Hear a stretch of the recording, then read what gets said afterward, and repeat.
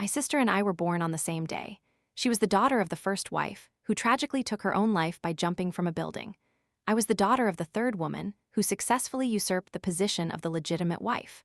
One day, Lee Jin claimed her ring was missing and took a rattan cane to my sister, Shu. Shu cried, begging for forgiveness, unable to say where the ring was. I knelt before father, pleading for his intervention, but he merely dismissed us, telling us to let them be. Afterwards, I applied medicine to Shu's swollen wounds and gave her painkillers. She sobbed, asking me, "Sister, when will I stop being beaten?" Today was the day of my blind date with the son of the Han group, who had just returned from studying abroad and was about to inherit the family empire.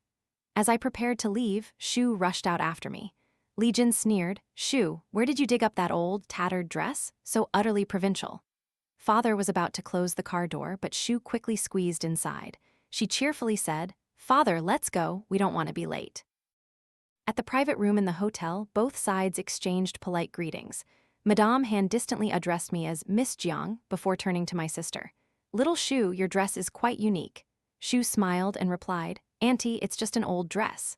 Madame Han, as if probing for a dramatic revelation, said, "Ah, I remember now. This is the dress I bought with your mother when she was still alive." She stroked Shu's hair. "My dear child, you've suffered so much. This time, when Auntie returns, I won't leave again. I'll take care of you." Her words were a public slap in my face, effectively accusing my mother of being a homewrecker who usurped the first wife's position and abused her stepdaughter. Lee Jin seethed but dared not show it, for the Han family's power was immense. She was dreaming of becoming a tycoon's mother-in-law. She kicked me under the table, hoping I would take the initiative to impress them. But I pulled my feet back, refusing to pander. I wasn't the kind of girl desperate for a husband, nor did I feel the need to curry favor in public. Besides, she had clearly seen such scenes many times. She should have been used to it. The first wife and my father were college sweethearts. Many old friends still remembered them, and father himself couldn't hide his lingering affection for his first wife. Our house still retained its old decor. Not even a single chair had been replaced. That one time, Lee Jin broke a vase, and father didn't speak to her for a week. Lost in thought, I was startled when father suddenly reminded me, "Ying, Mr. Han is asking you something." Mr. Han smiled warmly. "Ying, your father tells me you're looking for a job. Why don't you come to my company? The tech department is hiring. I want you as an HRBP." Before I could even open my mouth, father eagerly agreed, handing me such a crucial position. Don't disappoint Mr. Han's expectations now. Blind date concluded. Madame Hen took my sister's hand and led her away. Lee Jin didn't dare throw a tantrum in the car. Back home, as soon as father entered his study, she threw her bag down, stamping her foot in anger. "Shu already got Madame Han's WeChat. Why are you so clueless? How could an idiot like me give birth to such a clever girl like her, while you're utterly dull?" As she spoke, she reached out to poke my forehead. I crossed my arms and stared at her coldly. She immediately stopped. She didn't dare touch me, because father absolutely forbade it. Years ago, during the final exams, I didn't perform as well as Shu. Lee Jin beat me severely. When father came home, she whined and complained, but instead, he slapped her then and there. He said coldly, "What right do you have to do that? How dare you lay a hand on my daughter?" Lee Jin clutched her face, stunned. She had beaten Shu countless times, at first hiding it from father, but later doing it right in front of him, chasing her into the thorny bushes. The daughter of the first wife could be beaten freely, but his own biological daughter was untouchable. After days of contemplation, he finally realized, and said with a happy smile, "Your father loves you, not your sister." A man only truly loves a child when he loves their mother. He reveled in his own happiness. After I started working, I received Shu's job application. It passed the initial screening but was blocked by Han Yi. He called me into his office and said awkwardly, "According to the company's recruitment standards, your sister's second-tier university degree doesn't qualify for an interview. As an HRBP, you shouldn't be the first to break our standards." Han Group was booming. Many talented individuals from prestigious universities applied. The resume filtering standard had been raised to graduates from top-tier universities. In fact, it wasn't just Han Group. Many large companies had severe discrimination against first degrees. I calmly stated, "Cutting off everyone simply to reduce the workload for HR will hurt many talented people. If we're short-staffed, we should expand the team so we don't miss out on talents like my sister." She won a major programming competition. That's proof of her ability. She should at least be given an interview opportunity. Even if she wasn't my sister, just a regular applicant, I would still evaluate her the same way. Memories flooded back, and my nose stung. That year, during the college entrance exam, my sister performed terribly on her last subject. Otherwise, she would have at least gotten into a top university. Hanyi casually pushed up his glasses. Miss Jiang, I've heard such arguments many times. I'm firm on this. If later it turns out she doesn't meet the interview requirements, I will admit my misjudgment and voluntarily resign. Finally, he nodded. A few days later, my sister passed 3 consecutive rounds of interviews. The middle round was personally conducted by Han Yi. After the interview, he walked up to me, tapping his hand on my desk. I asked, "How did it go?" He smiled brightly like a spring breeze. "No problem at all, we can send the offer." Then, "Oh, by the way, Ying, want to grab a bite later? There's a new restaurant nearby." I chuckled. "At work, you call me Miss Jiang, but after work, it's Ying." You certainly know how to differentiate. My aunt came to Li Jin's house under the guise of delivering a birthday gift, though she always took more than she brought. To curry favor with Li Jin, she proactively asked about Shu's job search. Li Jin scoffed. Her, a second-tier university graduate, who would want her? How can she compare to my Ying, a graduate from a prestigious university with a true lady's demeanor? My aunt chuckled shrewdly. Then let's find her a husband. My husband has a nephew who only graduated high school. The family won't ask for a dowry, it's just that the boy is a bit plain. Li Jin stuck out her tongue and gave a dry laugh. Is Shu so beautiful then? A rat's eyes and a fox's cunning. Just then my sister burst into the living room, looking elated. Li Jin yelled, "Stop right there. If you can't find a job, stay home and do housework, don't run around." My sister held up her work ID, smiling. "Open your dog eyes and look. Who's the jobless good-for-nothing sitting at home?" Seeing the department name on the card, Li Jin went ballistic. "You vixen, how dare you try to seduce your sister's fiancé?" I burst out laughing. The thief is crying thief. I'm truly enlightened today.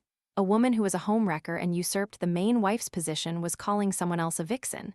The two began to argue loudly. I calmly poured myself a cup of tea.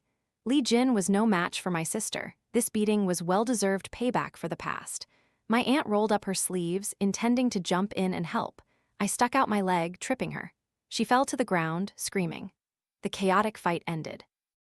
Li Jin was covered in bruises, her expensive, saved-up clothes torn to shreds. My sister adjusted her hair, looking pleased, her face radiant. She waved goodbye to me and left. I suspected my sister's visit was solely to pick a fight with Li Jin. The house looked like a battlefield. Li Jin's hair was disheveled and she cried loudly. Nanny-san asked, "Miss, why aren't you comforting Madame? She looks so pathetic crying like that." I sighed. "You should start packing, she's about to fire you." Nanny-san, who thought she was Li Jin's confidant and often stirred up trouble, was quite annoying. Today I was finally rid of her. She looked confused, not understanding my meaning. I calmly said, "You saw everything today. Tell me, if she keeps you, what face will she have left as the mistress of this house? You know how she values her pride." She understood, her face instantly paling. Just then, Li Jin turned back to curse at me. "You wretched thing, to see your own mother bullied and stand there doing nothing, my fate is truly miserable. My husband doesn't care about the family, and my daughter doesn't stand by me, letting that hussy wreak havoc in my house." I was so angry I laughed. "Then get a divorce. We were originally magpies taking over a sparrow's nest. If you divorce, I'm ready to go with you." She glanced at me, seeing my seriousness, and her crying gradually subsided. I continued, "Back then, when you beat her, did you ever imagine a day like this would come? You didn't think she would grow up. Feng Shui turns, 30 years in Hedong, 30 years in Hexi. Don't you understand even that simple principle?" Li Jin said nothing and quietly left. In the past, she had beaten my sister mercilessly.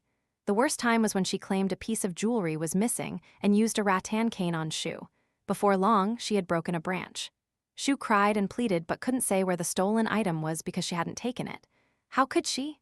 Li Jin replaced the cane with a new branch, whipping it through the air, each strike leaving a red welt. Once, I shielded Shu, and Li Jin dragged me away and locked me in a room. That time, I knelt at father's feet, begging him to stop her, but he dismissively said, "Let them be, Ying Ying." He turned another page of his magazine, a faint smile on his lips as if enjoying a show. Li Jin, exhausted from beating, stood with her hands on her hips, sneering, Jiang Ying, you must be crazy. You're a dignified young lady, yet you claim that lowlife as your sister. The other day, Jiao Jiao from your uncle's house came over. Why wouldn't you play with her? I yelled, because Shu is my sister, and that Jiao Jiao always bullies others. Asterisk, she's the lowlife? Li Jin was most afraid of being ridiculed. Instinctively, she raised the cane towards me. Father slammed his magazine on the coffee table, glaring at her. She quickly withdrew her hand. I took Shu to apply medicine, carefully touching the red welts. Shu sniffled and asked, "Sister, when will I stop being beaten?" My nose stung. I stroked her head, comforting her. "Shu, eat well, study hard, grow tall and strong, and fly far away. That's all you need to do." When she was a little older, she often asked me why I helped her. Why? Because I stole her happy life. Without me, perhaps her mother wouldn't have become so severely depressed that she took her own life. My mother once recounted proudly how, on the day the first wife gave birth, she had secretly carried her own daughter, born earlier, into the first wife's hospital room.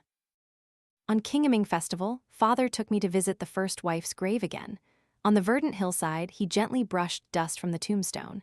"You've been gone for over 20 years, and our children have grown so much. Rest assured, I've raised our daughter very well. She's outstanding and kind-hearted." Seeing him casually lie like that, I felt nauseous. As the daughter of the third party, what right did I have to stand before her grave? The person she truly wanted to see was clearly her biological child, yet Father had never brought Shu here. The hesitant coo of a dove echoed a few times. I looked up at the blue sky, my heart filled with confusion. Madame Hen approached with a bouquet of flowers, kneeling before the first wife's grave, speaking as if no one else was around. "Little Nai, you were so foolish. Who in this world is worth giving up your life for? You left peacefully, but those of us left behind suffered greatly." Father quietly left. When he was far away, he turned back to look at the tombstone, then at me. "You're growing more and more like her." I was startled and took 2 steps back, my whole body itching, wanting to disappear on the spot. I said, "No, Father, don't say that. My sister is her real daughter. She's the one who resembles her." Father snorted, offering no reply. Madame Han invited Li Jin to afternoon tea, dragging me along. In the garden pavilion, wealthy ladies were already seated, paying us no mind when we arrived. Li Jin nervously tugged at her clothes, looking very uneasy. Compared to them, my mother was truly provincial. Her clothes, shoes, and handbags were all outdated. There was nothing she could do. Father strictly limited her monthly allowance to a paltry sum. Her own family was a bottomless pit. Her siblings and cousins constantly came to demand money, even wanting to snatch away nice fabric. Li Jin fidgeted, looking from one person to another, finally complaining to me, "Why are you dressed so simply? Your father didn't forbid you from spending money. If you're not going to help me, at least dress appropriately." I ignored her. "I like simple shirts and trousers. They're comfortable." Finally, the hostess arrived. Li Jin smiled and rushed to greet her.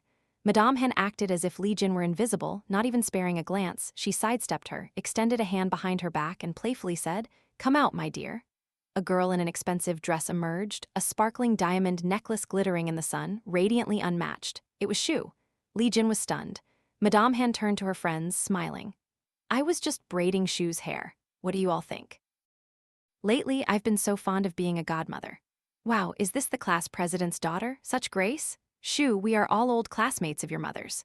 A madam who had been cold moments ago now smiled radiantly. It turned out this was a party arranged to challenge Li Jin. All the wealthy wives present were on my sister's side. Li Jin was like a wild duck lost in a flock of swans, unable to stand, unable to sit, ignored if she stayed, yet unwilling to leave. Suddenly, someone spoke up. "Madame Han, shouldn't the marriage between Ying and Hanyi be settled? The children have met several times now." As soon as the words left her mouth, all eyes turned to my mother and me. Madame Han smiled faintly, turning to a friend. "Sister Chin, didn't you say last time that the daughter of a homewrecker couldn't marry into a good family?" "That's right. I even told my son, if the foundation is crooked, the whole house will be askew. I'd rather kick her out than let such a girl set foot in my home." Madame Han nodded, thoughtfully glancing at me. Countless malicious gazes, like needles, converged on me. They scrutinized me from head to toe, whispering and judging my character with their eyes. I bit my lip, stood up, and asked to be excused. Madame Han smiled. "Miss Jiang, I wasn't talking about you. Don't overthink it." My sister pulled at Madame Han's sleeve, looking at me with worry and sympathy. She hadn't expected the fire to turn on me so quickly. I mouthed, "I'm okay," to her, then turned and left. Out in the garden, Hanyi caught up, grasping my hand tightly, repeatedly saying, I'm sorry, I didn't know they would treat you like that." His face was filled with urgency and distress, making me feel a pang of bitterness too. But I quickly suppressed my tears, looked him straight in the eye, and calmly said, "Perhaps being the daughter of a homewrecker is my original sin. Han Yi, please forgive me for not being able to accept your proposal yesterday. I've contacted a study abroad center and am preparing to leave. My sister's job is stable and Madame Han is looking after her. I can leave with peace of mind. For all these years, living in this twisted family, I've felt suffocated, unable to breathe. I want to study abroad anywhere just to escape. Han Yi, you are a good man, but you also carry family responsibilities. It's fortunate we haven't been together too long. It's still not too late to let go." One day, I saw my sister rush out of Li Jin's room. As she passed by, I didn't greet her, but a familiar scent wafted past me. I sensed something was wrong. Perhaps it was because Li Jin loved strong perfumes, while Shu hated such smells and never wore perfume. Her skincare products were all unscented. Feeling uneasy, I found an excuse to take all of Li Jin's cosmetics and skincare products for testing. My intuition was correct. Someone had poisoned them. Li Jin had a habit of scooping cream with her fingers and biting her nails when anxious. This method of poisoning showed that the person knew her habits intimately. I took my sister to a private place and placed the lab report in front of her. Her face turned pale. She stammered, Sister, I'm sorry." She covered her face, sobbing uncontrollably. "I really can't bear it anymore. It's like there are two people in my head. One tells me not to do it for your sake. The other screams, if you don't, how can you be worthy of the mother who gave birth to you?" Calming down a little, she pulled out an old newspaper. The large headline recounted the tragedy of that year. A young woman, just 3 days after giving birth, had jumped from a building, her brain matter splattered, her limbs twisted as if she'd been thrown from a plane. I guessed Madame Han had given her this newspaper, and perhaps even supplied the poison. Using a strategy where both sides suffer such losses, is it truly worth it? I asked sternly. You know this is illegal, right? Doing something like this will always leave traces. The police will find everything. Then you, so young, will end up in prison. Would your mother rest peacefully in the afterlife? My sister asked in anguish. Then what should I do? Do you want me to forget my mother's pain and just live my own happy life? She rolled up her sleeve, revealing countless white scars crisscrossing her wrist. Sister, whenever I live too happily, forgetting mother, I make a cut here, using the pain to remind myself that mother fell and suffered 1,000,000 times more than this. I gently pulled her sleeve down, stroked her head, helped her calm down, and said, Let me teach you how to get revenge. Our stepmother is merely a faded orchid, dependent on father for her entire life. If you want revenge, defeat father because he is the instigator of everything. If father no longer has money to support her, he'll fall into the mud. But if your career is successful and your life is happy, that will be the most devastating blow. My sister looked up at me in surprise, no longer crying. She tilted her head, thought for a moment, and asked, Sister, you don't object to me taking revenge on father? I nodded. No, I don't, because he not only harmed you but me too. If I weren't the product of an affair, perhaps I would have had a better life. After hearing this, she agreed to reduce contact with Madame Han. I breathed a sigh of relief, glad I had intervened in time before anything major happened. But there were some things I couldn't prevent. That year, before the college entrance exam, my sister's first few subjects went smoothly. But before the final exam, Li Jin pulled a trick. She intentionally gave my sister spoiled food, causing her to suffer from acute gastritis during the exam. As a result, her score, which could have gotten her into a top-tier university, dropped to a second-tier one. With hatred accumulating, it was natural for her to seek revenge on Li Jin, but I couldn't stand by and watch her destroy her future over it. I took all my years of savings, paid a deposit for an apartment near her company, and covered 3 months' rent at once. It was a residential area with a very good environment. The apartment faced south, bathed in sunlight. The rent was quite high, but well worth it. A quiet, comfortable environment would help her recover her mood. On moving day, we saw a young couple pushing a stroller, laughing cheerfully in the complex. My sister and I exchanged glances, both knowing what the other was thinking. Such a warm scene we never dared to dream of. After settling Shu, I went to meet Madame Han. A maid led me through various rooms. In an elegant study, Madame Han stood with her back to me, looking at an oil painting hanging on the wall, a half-portrait of a young woman. I tightened my grip on my handbag and took a deep breath to compose myself. Madame Han slowly turned around. Strangely, this time her gaze was incredibly gentle. She tilted her head and asked, "What do you think of this painting?" "It's beautiful," I said truthfully. Although I didn't understand oil painting, I felt a strange familiarity. The girl in the painting wore a blue dress, her eyes as calm as moonlight. The artist's brushstrokes were filled with emotion. Madame Han softly said, "I painted this. I was 18 then, studying art in Europe. I missed home so much it drove me crazy. He flew over to visit me, volunteering to be my model. He was my best friend, my only friend." She was lost in memories. I took a deep breath and said clearly, "Madame Han, please don't instigate my sister to seek a legal revenge. It will destroy her. I don't care what your reasons are. If anything happens to Shu, I will immediately report it to the police. You will be held as the mastermind." Madame Han suddenly laughed, laughing so hard that tears streamed down her face. She covered her face and cried right in front of me. I was stunned, speechless.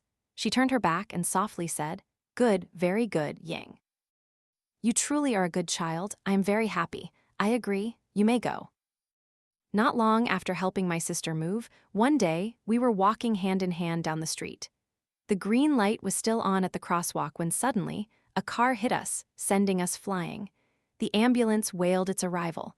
Before losing consciousness, I tried to lift my head to look at my sister, but a paramedic held me down. "Don't try to lift your head." When I woke up, Li Jin was sitting by my bedside, muttering, "Ying, nothing must happen to you. My whole life depends on you. What hope do I have left? Everywhere I go, I'm looked down upon. I'm the legitimate wife, yet everyone treats me like a homewrecker." Hearing those words, I only wanted to faint again. Seeing me awake, she cried out in joy. I asked, "My sister, how is she?" Her face immediately transformed into that of a cruel stepmother. "She has a strong life, she won't die, she's much better off than you." Just then Madame Han entered, holding a bouquet of flowers. The weather was chilly, and she wore a classic black cloak, making her appear even more frail. A figure all in black, holding purple roses, stood by the bed, simply looking at me without speaking. Li Jin was momentarily confused, then took the flowers, smiling. "Madame Han, your presence is enough, why bother with flowers?" She awkwardly placed the flowers down. "Help me sit up. Ying, sit up and talk to Auntie Han." Madame Han quickly intervened. "No, follow the doctor's instructions," I said with difficulty. "Madame Han, please sit." Saying that simple sentence took a lot of effort, not because of my injuries, but because ever since she cried in front of me last time, I was afraid to face her. I felt that perhaps because of Shu, she no longer harbored animosity towards me. Perhaps she also regretted what she had done to me. But even so, it shouldn't have led to crying. In reality, seeing an adult not particularly close to you cry right in front of you is more shocking than seeing them naked. Li Jin broke the silence in the hospital room. "Madame Han, rest assured, both children are out of danger. Speaking of which, our Ying is truly pitiful. The police said that when the car sped towards them, she shielded her sister. Oh, she's been so kind-hearted since she was a child, just like me, soft-hearted. This time, we must record it." I rolled up my sleeve and said, "Just take my blood as much as you need." Normally, yes, we have our little disagreements, but as a mother, I have to teach my child. It's normal for a child not to obey. Why pick on children? Although she's not my biological daughter this time. I was thirsty, so I interrupted her. She wanted to continue, but finally left. I really couldn't listen anymore. If she kept talking, even if Madame Han didn't believe her, Li Jin herself would start believing her own lies. Shu's injuries were still clearly visible. It would be strange if Madame Han believed her. Such self-proclaimed cleverness only earned more disdain from others. I didn't know what to say, so I repeated, "Madame Han, please sit." Madame Han leaned closer, as if to stroke my head. I reflexively tilted my head away. She quickly retracted her hand and gave a gentle smile. There seemed to be many hidden meanings in that smile. I intended to investigate further, but my head began to ache. I had to let it go. "Then I'll leave now, Ying. Rest well." For the first time, she called me by that name. I didn't want to seem too cold, so I said, "Madame Han, please take care of your health." She sat by the door, not looking back, then left. When Li Jin returned and saw that Madame Han had left, she became furious. "Why didn't you keep her here longer? While the feelings are still warm, you should have narrowed the distance. Wouldn't that make things with Han Yu more cert?" She leaned close to my ear, mysteriously whispering, "I heard people talking, you know. The one who truly holds power in the Han family is Madame Han herself. She doesn't follow her husband's surname. She was already a Han by birth. Her maternal family is incredibly prestigious." I was speechless. Even if she wanted to flatter, she shouldn't make up such ridiculous stories and even include a blood donation story. Li Jin was annoyed. "I'm not lying. If you don't believe me, go ask the nurse." It turned out Li Jin hadn't donated blood, but it wasn't because she was faking it. It was because father forbade it. At the mention of father, her voice softened. "That day, I said I wanted to donate blood just for you. Who said Madame Han valued my biological daughter so much? I couldn't pull myself up, but your father stopped me. He even specifically told the nurse not to let me donate blood. He knew I was weak and felt sorry for me." This touched Li Jin deeply. For several days, she recounted the scene repeatedly. Once she started, she couldn't stop, launching into a long monologue about how to keep a husband and maintain a household. I was fed up and intentionally contradicted her. Men who are easily swayed aren't worth keeping. If someone doesn't like you, anything you do is useless. It's better to let go and save face. Li Jin grew anxious. "How can it be useless?" Her voice was soft, as if confiding. "My silly daughter, listen to your mother. As long as you stay by a man's side and manage him, sooner or later, he'll be moved. Women shouldn't be too arrogant. Humbling yourself a little is truly beneficial." Father walked in, frowning. "How many times have I told you not to talk about such things in front of the child?" He brought the latest news. According to the investigation, the accident perpetrator was a failed investor seeking revenge on society. Besides my sister and me, he had also killed a child under 10 years old. When the police arrived, he had already committed suicide. A child under 10 years old. My heart sank. Father stroked the Buddhist beads on his wrist, sighing, "Greed, anger, delusion, and hatred in this world all stem from deep attachments." I closed my eyes in pain. "Father, please tell Li Jin to be quiet." But he continued, as if holding Buddhist beads could bless the world. The Jiang family was clearly a toxic place. I was truly fortunate to have the blood of two such people flowing in me. A few days later, Li Jin returned to her mahjong table. Father was on a business trip. I happily recuperated. My sister's injuries were much lighter than mine. She hopped and skipped to visit me. She sat by my bed. Though she said nothing, having her by my side made hospital life much more pleasant. But sometimes she would sit by the bed, eating grilled skewers of meat, the fragrant scent of 5-spice powder and oil making my nose twitch. Yet she wouldn't let me eat any. She was truly annoying. But there was nothing I could do to her. Henny also visited me many times. As the HRBP of our team, I reminded him to visit the hospital less and focus on work. Competition is fierce. Don't give our rivals any opportunities. He helplessly raised his hands. "Miss Jiang, right now I'm here as your boyfriend, yet you're acting like we're in the office. That's really hurtful." Madame Hen did not appear after that. While changing my bandages, the nurse asked, "Miss Jiang, who is the lady who brought you flowers?" I replied, "An auntie." "Why?" The nurse gasped, exclaiming, "She had such great presence like an old movie star. You know, that day when you two sisters were brought to the hospital, she came right away. Another patient couldn't be saved at that moment, and she thought it was you. She was so scared her legs gave out, she collapsed to the ground, trembling and clinging to the wall to stand up, crying and asking, 'Is it Jiang Ying? Is it Ying?' Everyone felt such pity. Thankfully, you're okay." The nurse's round face was full of sympathy. How strange. Madame had such deep feelings for me, even though I wasn't a relative and was, in fact, the daughter of her enemy. No matter how I thought about it, I couldn't understand. I forced a self-deprecating smile. I shouldn't be so conceited. That evening, Henny came to visit me after work. Shu had already gone home to sleep. In the quiet hospital room, it was just the two of us. I shared the doubts that had been simmering in my heart. He chuckled, teasing me, "Ying, you're naturally a lovable girl. Don't be so self-conscious. My mother once told me that if I ever treated you badly, she'd skin me alive." Hearing that, I felt things were getting even stranger. Being in the hospital was boring. I picked up the remote, looking for something to watch on TV. Too weak for new films, I decided to rewatch an old Taiwanese idol drama. The plot was heartbreaking. The female lead gets pregnant and leaves. Years later, father and child reunite without recognizing each other. The injured child is hospitalized, and the male lead eagerly wants to donate blood. The female lead tells the doctor, he can't donate. The doctor's eyes lit up because he knew the past, blood donation from a close relative could cause adverse reactions. The child's true identity was about to be revealed, yet the male lead innocently asked, "Why can't I donate blood?" How truly foolish. I pulled out a tissue to wipe my tears, lost in thought as I did so.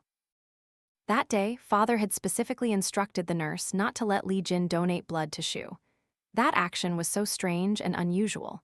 Could it be that Shu was Li Jin's biological daughter, and he didn't even know it?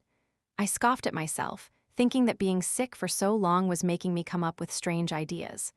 I shook my head, trying to dismiss the thought, but in the middle of the night, unable to sleep, the idea returned to haunt me. Father had grieved for his first wife for so many years. Why was he so indifferent to the first wife's child? Why did he condone Li Jin's abuse of Shu? Wasn't it just as Li Jin had once said? A man only truly loves a child when he loves their mother. Clearly, he didn't like Li Jin. Those hateful and contemptuous glances couldn't be faked. At the first wife's grave, he had once said, "The child is growing more and more like you." If Shu was Li Jin's biological daughter, everything made sense. If Madame Han also knew the truth, all her actions would no longer be contradictory. Being kind to my sister to win her over, and then reporting her to the police after Shu had taken her revenge. A single arrow, 2 targets. I was sleepless all night. As dawn broke and sunlight filled the room, I called Han Yi. Finally, the day of my discharge arrived. In the sunlight, I felt as if I had just woken from a fantastical dream. Hidden in my bag was a blood test result, proving that Li Jin and I had no mother-daughter relationship. This truth left me no tears to cry. The woman who died tragically in the street that year was my biological mother, the one who had carried and given birth to me. Yet, for over 20 years, I had considered the person who stole my mother's life to be my mother. Not only that, the father who had once doted on me was the very one who had driven my mother to her death. And Li Jin, for over 20 years, had tormented her own biological child.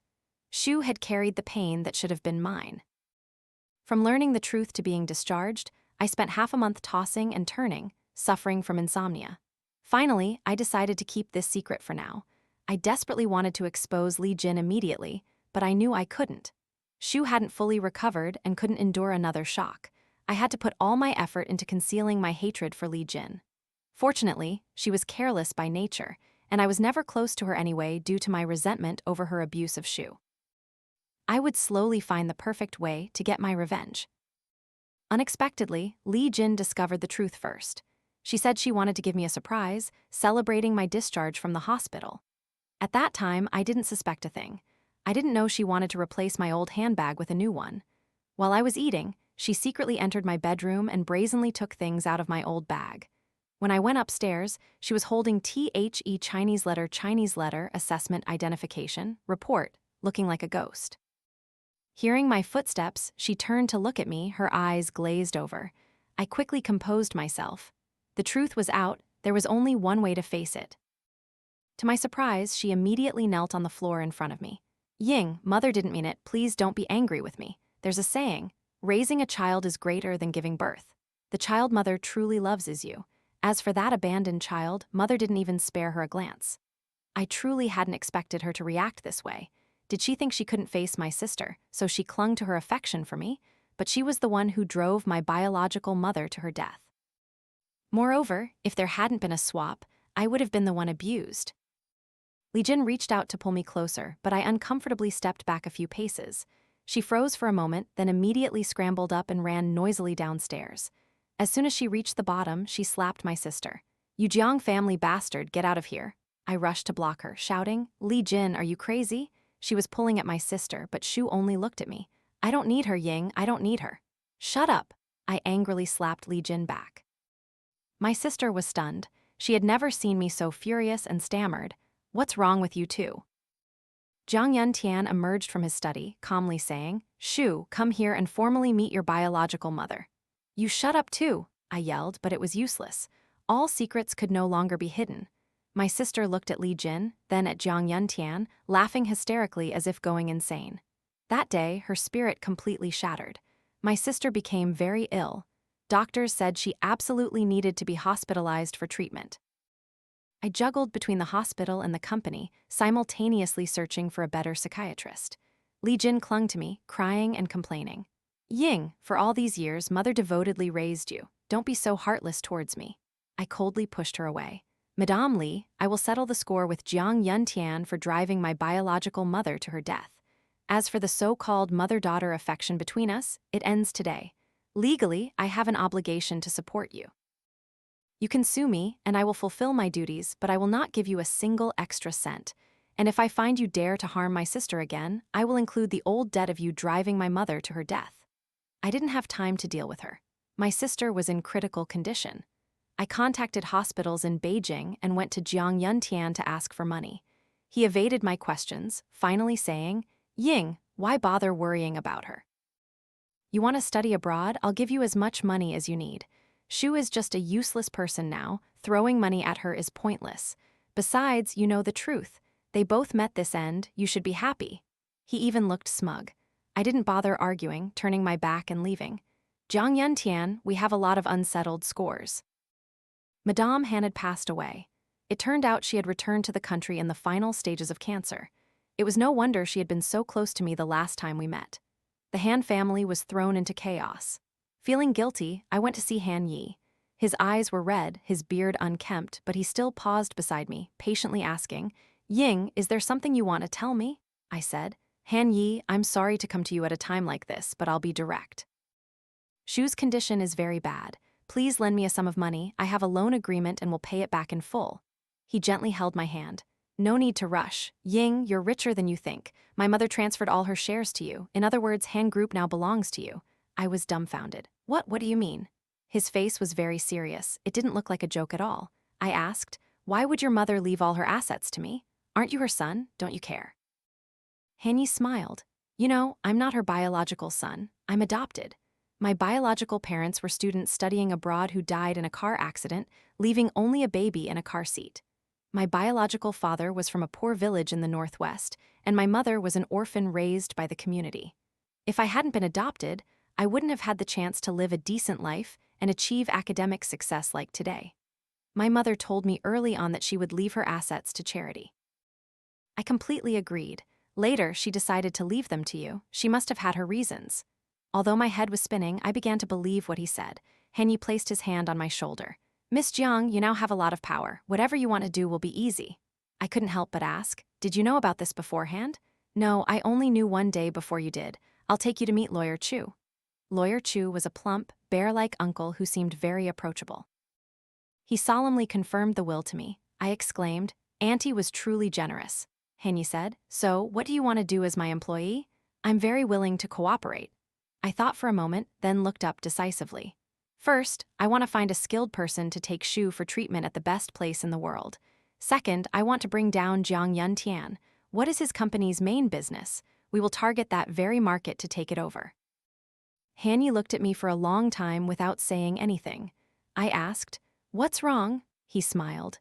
"Your expression just now was exactly like a sharp little leopard with claws, very captivating. I never knew you had this side to you." Against a powerful conglomerate like the Han Group, my father's company was nothing more than a small, fragile boat.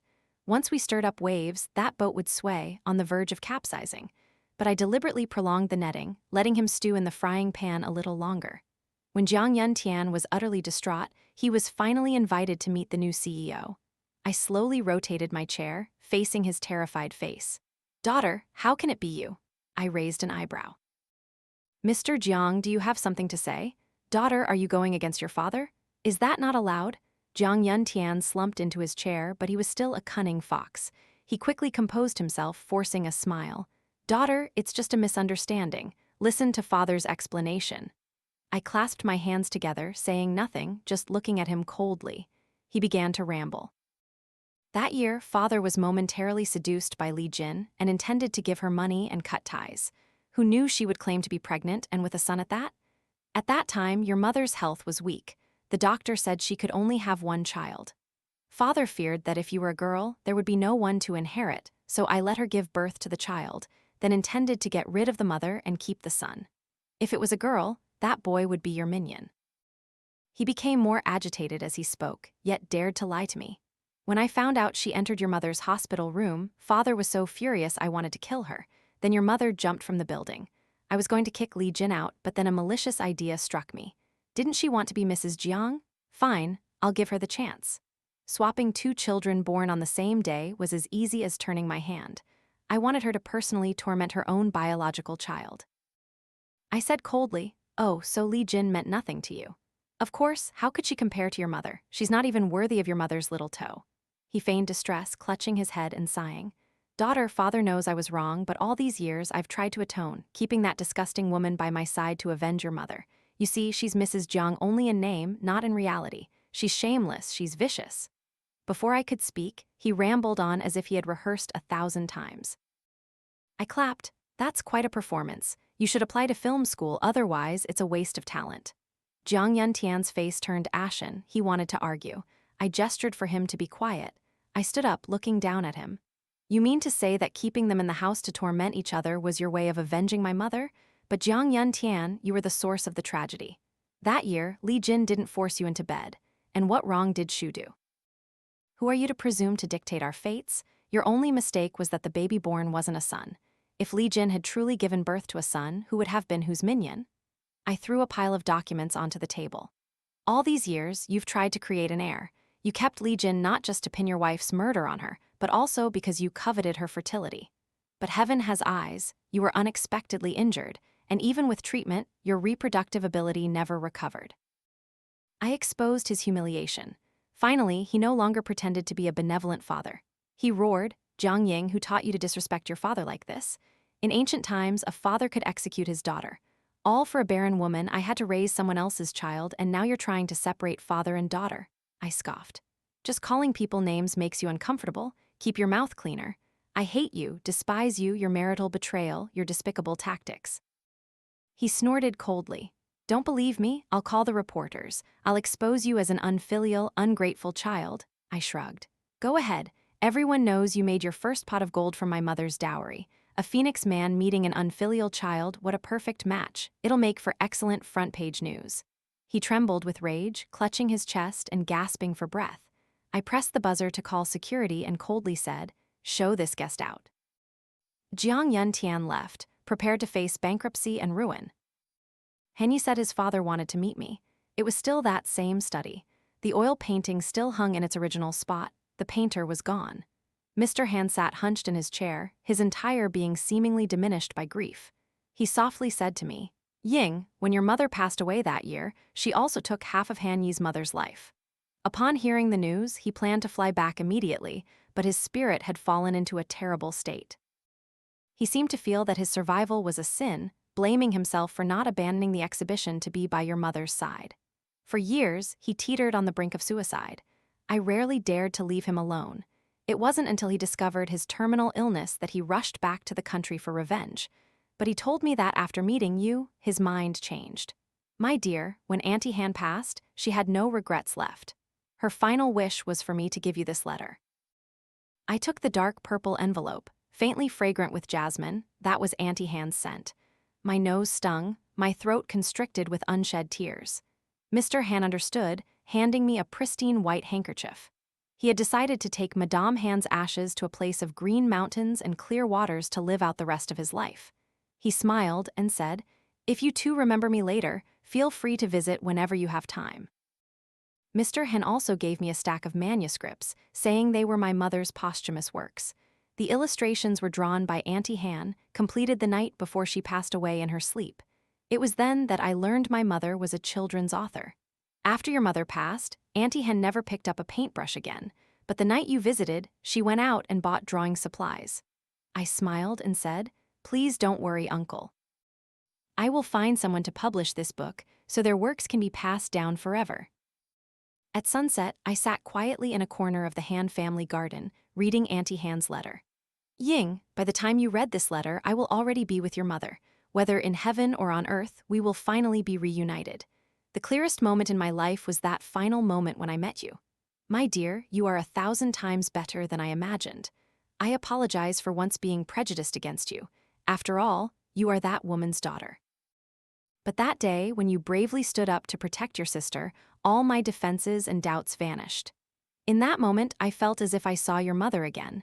You don't know how happy and ashamed I was. Your mother was a wonderful person. From childhood, she was always the one to comfort and encourage me. I was timid, prone to crying, sickly, and had a difficult personality. She, however, was the complete opposite. Courageous, vibrant, straightforward, like a little bird soaring, bringing light and song wherever she flew. Such a wonderful person was willing to care for someone as boring and unpleasant as me. I was truly blessed. She was the most important person in my life. Jade is guilty of being too bright. Your mother was too pure and kind, which is why she was hurt. But that was never her fault. My dear, I realize your sister loves you very much. That is the sweet fruit you have sown. It is wonderful that there is more love than hatred in your generation. My dear, I only regret that I no longer have time to accompany you. I wish you eternal happiness, health, and peace throughout your life. 3 years later, my sister's condition was under control. I bought her a house in a beautiful lakeside area. Floor to ceiling, windows opened onto a blue sky, white clouds, and clear water. I visited her frequently. My sister cooked for me herself. One day, as she was stir-frying pork and potatoes, she proactively brought up the family matters.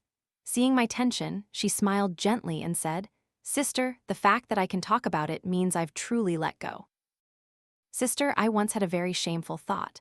I wished I were your biological sister, then I wouldn't have been abused, wouldn't have to carry the pain of mother's suicide.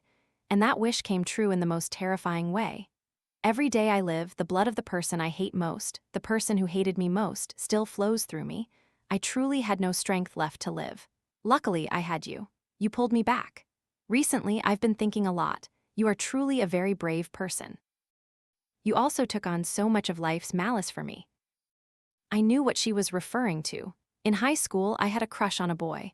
I would watch him play basketball and borrow his notes.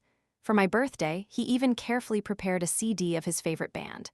But that day, he publicly pushed my hand away, saying with disgust, "I don't need your things, they're dirty." I later learned he came from a broken home, and someone had revealed my background to him.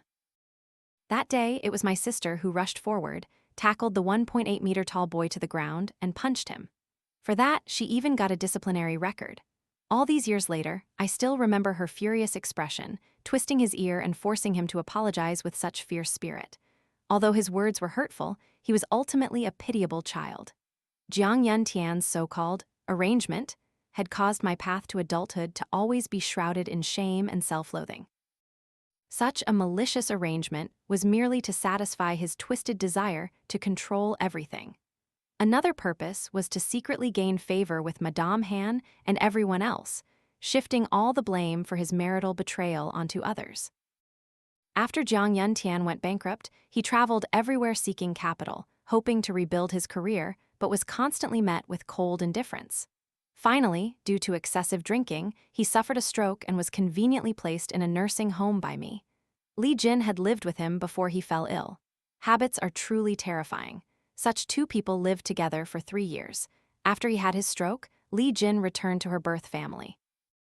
Before long, all her remaining money was stolen by her siblings for gambling. When she demanded it back, they ganged up and beat her. Eventually, her mind became muddled, and she was also placed in the same nursing home. My sister didn't ask about these things, and I didn't bother to tell her. My sister said, "Let's set the table for dinner." The pork and potato stew was brought to the table, the simplest home-cooked meal, yet the most heartwarming. I mashed potatoes onto my rice, eating and saying, "I really need to eat less. My wedding with Han Yi is in September. It would be embarrassing if I can't fit into my wedding dress then." My sister propped her chin on her hand, smiling gently at me. Behind me, a cool breeze blew. Round clouds drifted leisurely by. It was a mild, sunny day, the most wonderful kind of weather, and our lives would have many more beautiful days like this.